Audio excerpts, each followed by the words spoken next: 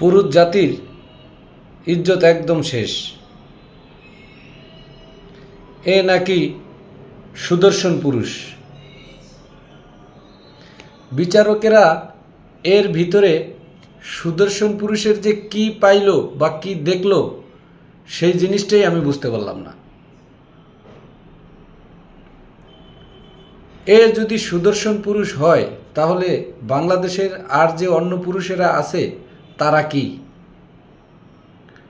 ওকে যদি হিজলাদের দলে দেওয়া হয় তাহলে হিজলারাও আন্দোলন করবে যে ওকে আমাদের দলে কেন দেওয়া হলো, ওকে আমাদের দল থেকে বিতাড়িত করা হোক।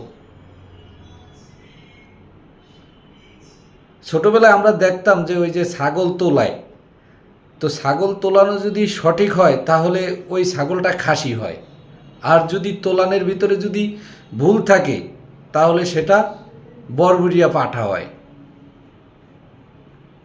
তো এ তো সেরকমই। এ কিভাবে সুদর্শন পুরুষ হয় এই জিনিসটা আসলে আমার মাথায় ধরে না। পুরুষ জাতির মান সম্মান ইজ্জত সব শেষ।